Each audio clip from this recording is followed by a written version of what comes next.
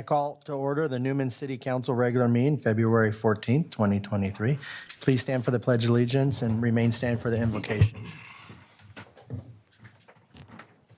Right? Begin. I pledge allegiance to the flag of the United States of America and to the republic for which it stands, one nation, under God, indivisible, with liberty and justice for all. Good evening. I come to you this evening to just mention how blessed we are in America. I think of the people, the children, and our elders around this world that are just taking havoc. Not just the earthquake or the war over there, but the starvation. And I say that how I look around this room, how blessed we are. We're truly a blessed people. And every now and then, if you get a chance, just lift up a prayer for those that are unfortunate, don't have it like we have it. Father God, we just come to you this evening to do the work of the city for Newman. I pray that you would just keep our minds on the business that we have in front of us. And let this here be the beginning and not the end, but just the beginning. I pray this in Jesus' name. Amen. Amen. Thank you, Councilman McDonald. Item number 4, roll call. Councilman McDonald, Here. Mayor Pro Tem Ball, Here. Tomlinson, Here. Pimentel, Here. Mayor Graham. Here. Any declarations of conflict of interest tonight? No. Not seeing it.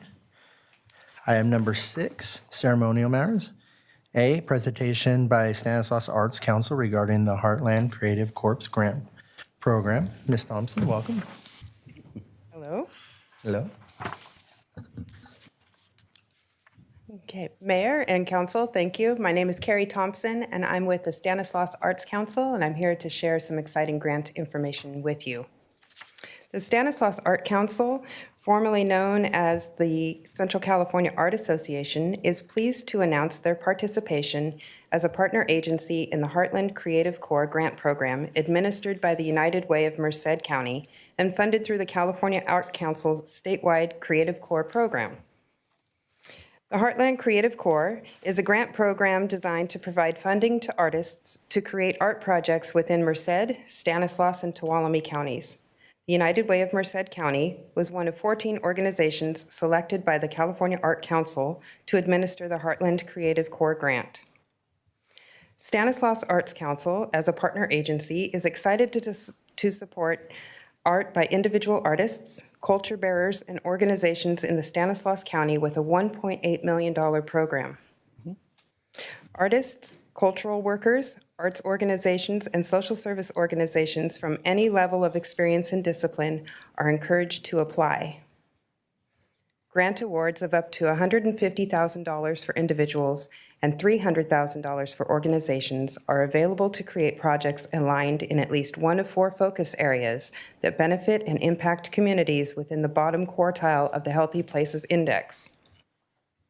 The 4 focus areas are public health awareness messages to stop the spread of COVID-19, public awareness related to water and energy conservation, climate mitigation, and emergency preparedness, relief, and recovery. Civic engagement, including election participation, and social justice and community engagement. The grant funding is intended to act as a job-creating project with 80% of all funding intended to be used as direct artist support, and more specifically, artist salaries. The remaining 20% of the grant can be used for materials and administration, including work and living spaces and all project supplies. The California Healthy Places Index, or HPI, was created by the Public Health Alliance of Southern California and Access Maps to disrupt structural inequities between communities by using data to create change. The HPI helps prioritize public and private investments, resources, and programs in neighborhoods and communities where they are needed most. Applicants will be able to access an online application portal beginning tomorrow, February 15th, for Phase 1, May 1st for Phase 2. Funding decisions will be made in May for Phase 1 and July for Phase 2. Projects must be completed no later than June of 2024. Individuals or organizations who are interested in applying for funding can visit www.stanislausarts.org or www.heartlandcreativecorps.org. Questions can also be directed to the Stan Arts offices in the Mislin Gallery in downtown Modesto at 1015 J Street. I'm available for any questions. Any questions? I'd just like to say I'm really glad that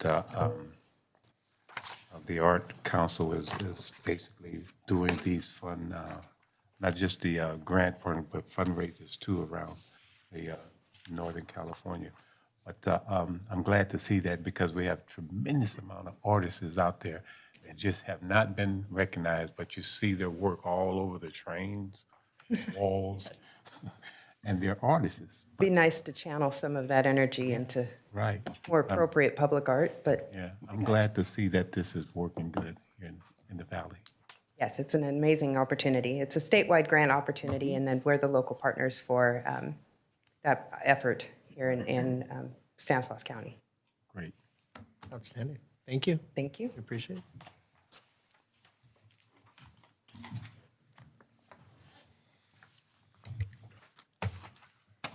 Item number 7, items from the public, non-agenda items. Welcome back. Hello, Carrie Thompson again. This time I'm speaking for the West Side Theater Foundation. I'm on the board there. Wanted to share a little bit of information about what we have going on at the theater currently. This Saturday, February 18th, we have a mariachi band and folk dancers that will be performing, featuring Arturo Martinez and Olivia Escoves. It's a very there's a lot of interest in this event. The reserved seating is already sold out, so if you're interested, please don't delay in getting your tickets. On Saturday, March 4th, we have a ZZ Top tribute, so that'll be changing it up a little bit.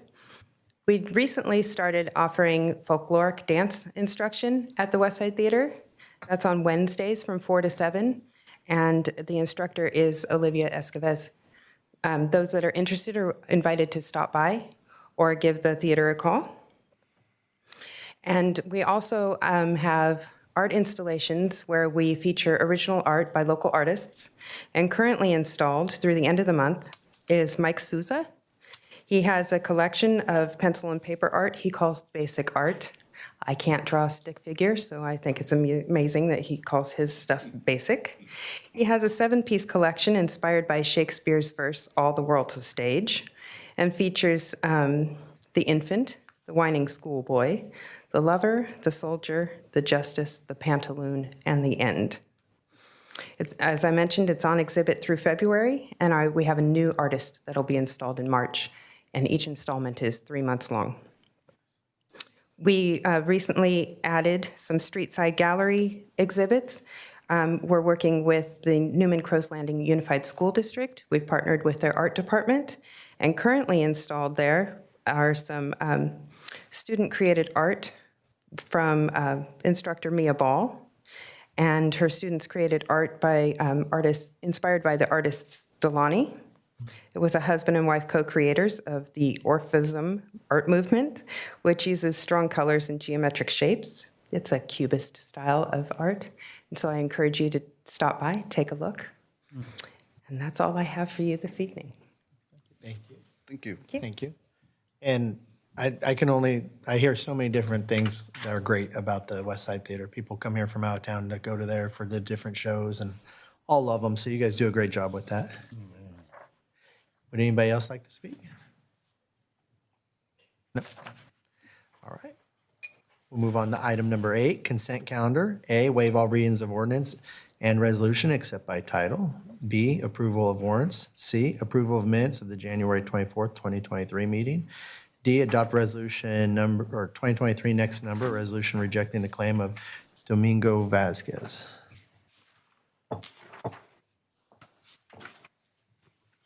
I move that we accept the consent calendar. We have a first. Do we have a second? I'll second. We have a first and second. Go and vote.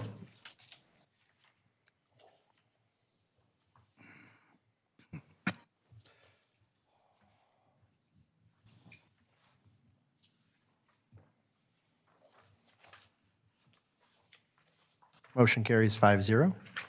Item number 9, public hearings. A, adopt resolution 2023, next number, a resolution authorizing the automatic annual inflation adjustment for capital facility and impact fees for the period of March 1st, 2023 through February 29th of 2024. Lou, welcome. Thank you. Evening, Mayor and council members. The City of Newman charges impact fees to developers to pay for the costs of providing service to their new development. These fees are implemented to help reduce the economic burden on our jurisdiction as we deal with the growth in population. The city adopted Resolution 2002-22, approving a comprehensive update of capital facility and impact fees, as well as adopting an automatic adjustment of those fees based on the construction cost index in our area. Last year, the index was a positive 8%. This year, it's a positive 5.3%. This means in a vested area, it increases the total impact fees on a low-density residential unit by $775. The proposed changes to these fees are required to be noticed 2 times prior to this meeting. This was done through the paper on the 2 previous Wednesdays. Staff requests that council open a public hearing to take comment on this item and then vote on its adoption. I'll be happy to answer any questions you have. Council? None, I'll open up the public for any questions or comments. Seeing none, I'll bring it back to council for action. Okay, I move to adopt resolution number 2023, a resolution authorizing the automatic annual inflation adjustment for capital facility and impact fees for the period of March 1, 2023 through February 29, 2024. I'll second that. We have a first and second. Go and vote electronically.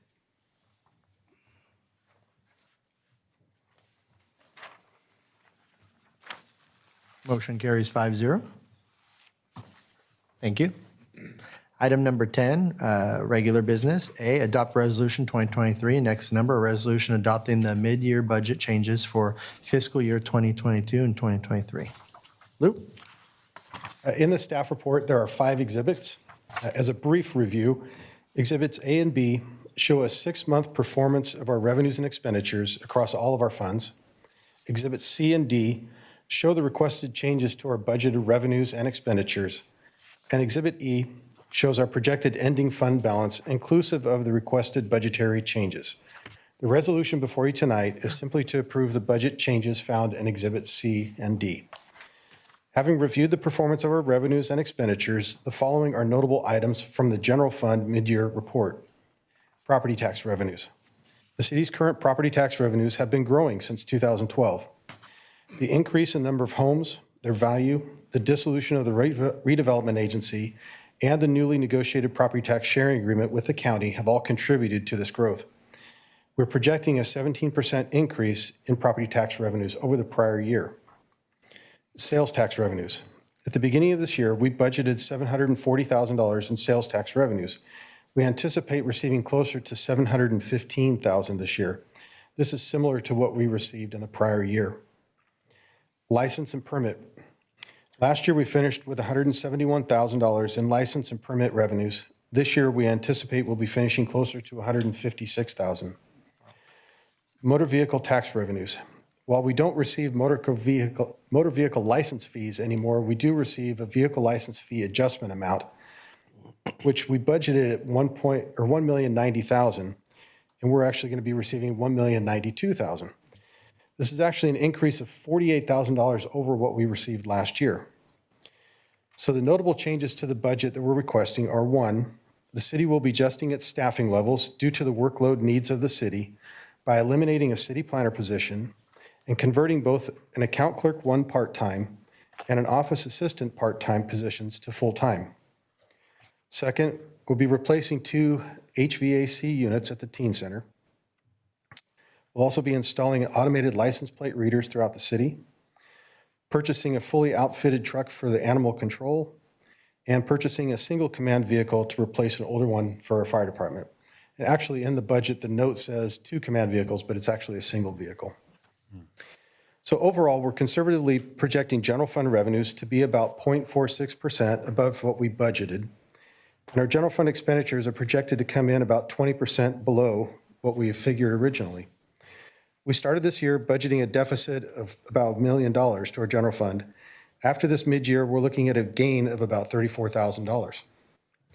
By the end of this year, this is still looking at an estimated general fund reserve of 63%, or $4.14 million, which is a healthy reserve.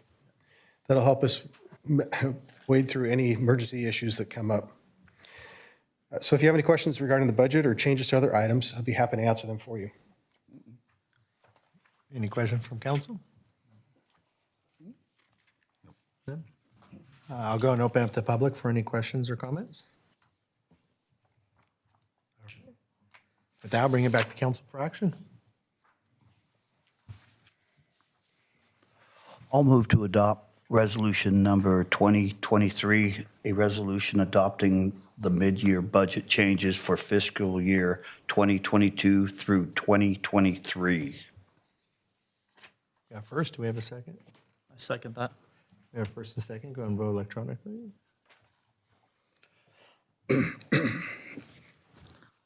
Motion carries 5-0. Thank you, Lou.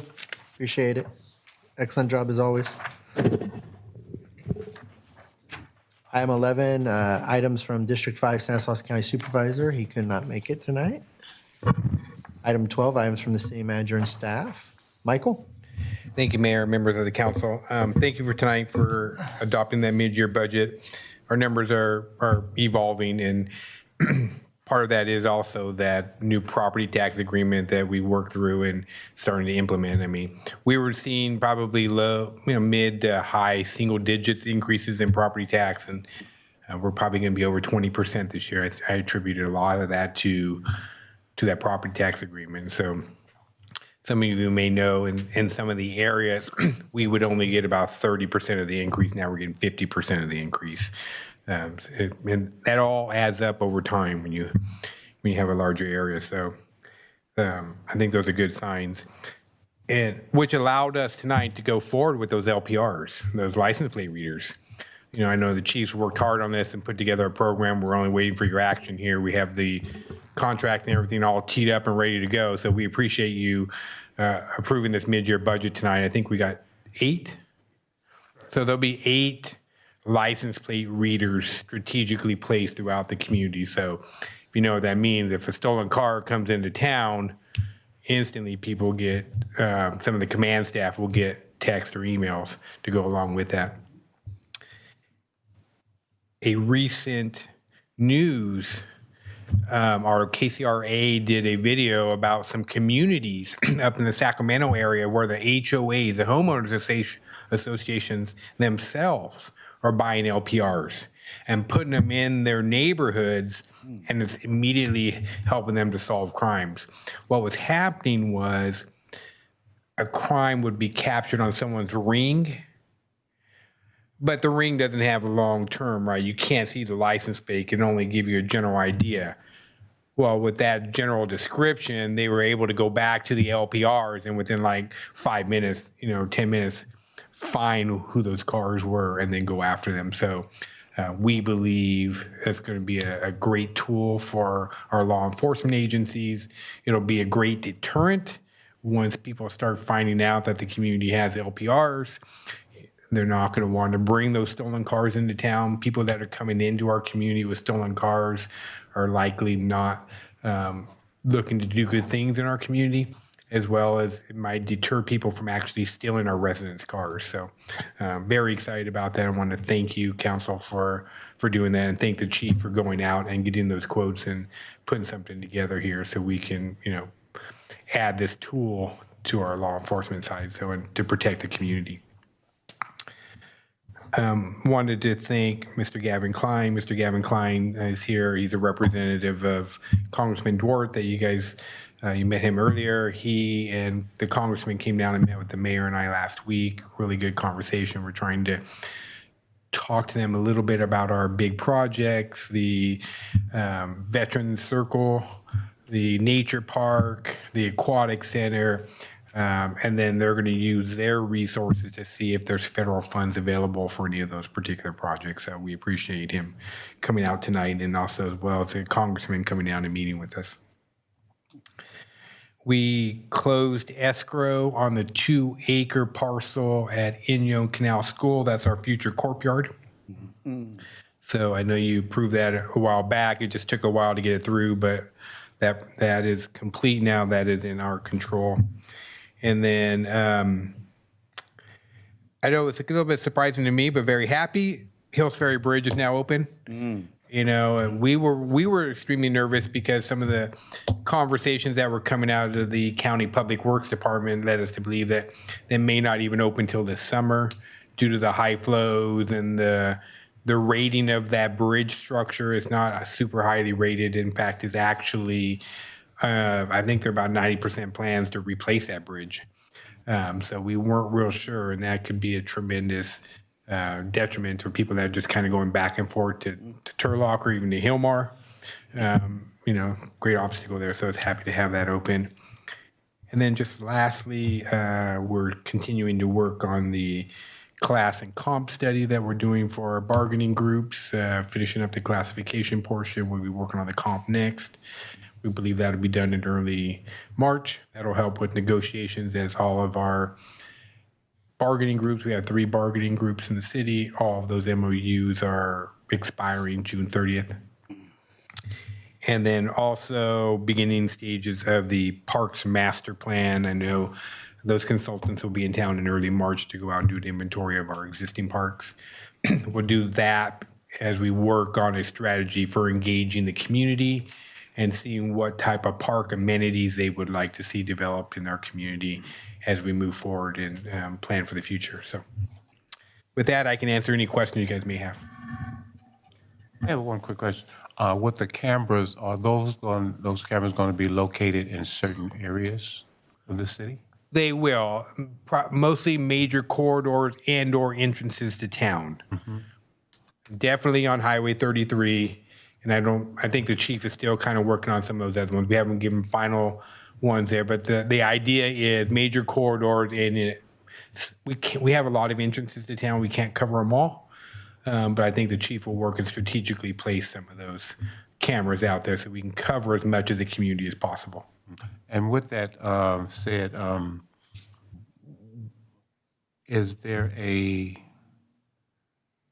plan for for different communities or areas that we're looking at for in the housing area that cameras might be placed in those areas? So, for instance, we can talk about Northwest Newman. Northwest Newman is an approved master plan for you guys. As we are negotiating pre-annexation agreements with them, those conversations include them installing cameras and LPRs into those developments, and those developments paying for their own cameras, LPRs, and the maintenance thereof. Okay. So yes, as those projects develop, we will strategically place cameras at intersections there to, again, catch people that are going in and out of those neighborhoods. Right. So if there is an event in that neighborhood, we can go back and look at those cameras. We don't have people that watch them all the time. Right. But if there's an event, it allows us to go back and see who came and went out of those neighborhoods at that particular point in time. And then that could help law enforcement solve some crimes. Yeah. Well, just like you said, I think that deter people from coming in once they know that these cameras are, because in urban cities, that is being done throughout the urban cities in terms of cameras being placed in certain areas, especially in the business area. And these cameras are a little bit different. They're more specific towards license plates and reading them for cars that are tagged as stolen or somebody that's wanted for like a bank robbery or murder or something like that, flags their vehicles if that information's put in there.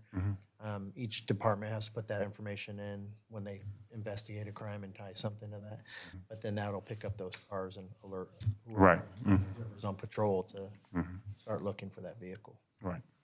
Yeah, and our chief can talk a little bit more about that program. So with these coming to the city, a lot of people aren't familiar with those. Are these types of devices mobile? Can we relocate them after several weeks? Or are they fixed structure on that building, going to be there once they're purchased? Are they going to be there, or are they there for a week or two? We move them to a different part of the city? The ones we are purchasing will be fixed location LPRs. They do have mobile options that you could place on police cars or within police cars, and then Yeah. as they move around, they can do it, and or you can move that police car around. But at this point in time, we're looking at fixed ones. Correct, Chief? Correct. Okay. Any other questions? All right. Thank you, Michael. Is Ally here tonight? Allie's not here today. She's at basketball. Chief? I can talk a little more about the camera systems that we're looking into is the flock system. Several agencies are already utilizing them. They're really a great tool because we have a well-established camera system throughout the city. And really our only issue is at night reading license plates and getting the actual numbers. But we can use that to get a description of the car. And once we have that description, we can search these new LPR cameras and it'll give us the license plate of the camera. So there's a search mechanism to it too. So if you have a crime in your neighborhood and you said it was a white Ford pickup with a lumber rack, we can type that in and it'll search for every white Ford pickup in that time range that we choose, and it'll pull it up and we can get license plate from that. So it's not just for stolen cars, which is the main thing that they're license plate readers, but there's several other utilizations of the actual camera system that will be a big help to law enforcement. So if, a neighboring city said, hey, we're looking for this car, has it come through your area, we can put the plate in and it'll show each camera that it went by, things like that. So I'd be happy to answer any questions. I think that's a great idea simply because the city of Newman is growing. Right. And as we grow, I think that we need to take measures in terms of the growth factor. And sometimes when people move here, we don't know the background of everybody. So sometimes elements can move within your community that you don't know about. But, and I'd say this, is that with this type of setup, I think that that is good because we're growing. Correct. And we can kind of keep, our hands on things in terms of how we react, And our department is not a very large department, so it just gives us the eyes out there that we don't have with, only having a few officers on at a time. So it's a great tool for us, and I appreciate you guys approving that. Anything else? Crab feed? Crab feed is going to be April 1st. So the tickets are on sale now. You can get them at the police department. I don't know if they're selling them at Chevron this year or not, but I know we do have them at the police department. So. great. Thank you. Lou? I didn't have anything further to present tonight, but I'd be happy to answer any questions. Anything for Lou? Thank you, Lou. Catherine? Thank you, Mayor. I just wanted to give you a quick update on some of the projects. We're finishing up the Prince project where they're placing the bricks on Main and Merced, so that it's going to be off-colored a little bit, and so that should blend in pretty soon with a little weathering. We picked the closest match we could get. It was pretty difficult. I tried to make Michael make the decision. We are waiting for a little bit more dry weather to occur. Hopefully we don't get a lot of rain so we can start the news project. That's been awarded. The contractor's ready to go, and now we're just kind of in a weather delay, so that's going to break ground out there. Hopefully in March. Also Highway 33 and Inyo intersection, that's been awarded. It's been delayed for various reasons. That we do plan starting that. We have the contractor ready, and he's going to start in March. He's indicated, we just had a meeting with him. So that's going to be starting construction as well. Try to avoid some of these areas during construction. Take a different route if you can. The T Street Corridor Project, which is a planning grant we got from Caltrans. We just signed agreements. I got signed agreements back. I need to send it back to them with Michael's signature, and we will commence with the outreach of the community in the T Street corridor and plan some pedestrian facilities through there, looking at storm drains and a lot of different things through there. So keep an eye out. We'll be advertising meetings, workshops. Hopefully we'll get some good input from the community, and we'll blast it out there, and hopefully everyone will participate. We're wrapping up the Veterans Circle, as we've been calling it, and phase 2 of the plaza, which is the grass area with a concept for the McBride building. That I've seen it. Michael's looked at it. We're going to send back a couple comments, and so I expect that we'll be bringing that for your review. And I know a lot of you participated in that, and we did have a lot of community involvement in those decisions. And so I think we'll have a good finished plan for that area. Now we just have to find money to build it. And so, you know how I like to go find money, so we'll try to do that. And then, Mayor, just the one that Catherine forgot, and I know it's high on the mayor's list as well as probably the rest of the council, is Canal School in Inyo. Probably one of the worst roads that we have, just very high trafficked. We're in plans. We expect that the bid, you will accept a bid and issue a notice to proceed or award the bid in April, which means probably in May they'll be out there constructing it. So probably May, June, you'll see that thing in full construction, and that is Canal School from the Inyo intersection all the way up until near Hills Ferry, and all of Inyo from Canal School to Saputo. So the big stretch there that's going to be done, and those are all the surface improvements. And if you've been out there, you know it needs it. But we're nearing that area there. In case you get any questions, we're definitely pressing our engineering team to finish that up and get that bid on the street. And 33 is not approved for a light yet from Caltrans, right? No, this project will be the infrastructure for that light. And then as soon as we get enough warrants, then we will be able to go after funding to install the actual lights. But all the infrastructure will be built with this project. So then it'll just be a matter of putting the pole in and hooking it up. So the conduits and everything will be there. Right. The last 2 projects, which are in early days and in design, are the Measure L projects that you approved. That is in design, which it's in early design, which means we're gathering data on what we need to do in every section. And so I'll keep you updated on that project. And then the SB1, which is the Stanislaus, that's on the SB1 list. That is in design right now with a combination of STBGP funds and CMAQ funds, which we're combining all those funds so we can do a complete rehab of Stanislaus in the last 2 blocks of Maine. And so that is in design now too, and it's really effective. We get a really good project when we combine a lot of these fundings because we just get a little bit, so we add all those little bits up, and so that is in design as well. So we're just trucking with these projects. That's all I got. I'll take any questions if you have them. Any questions?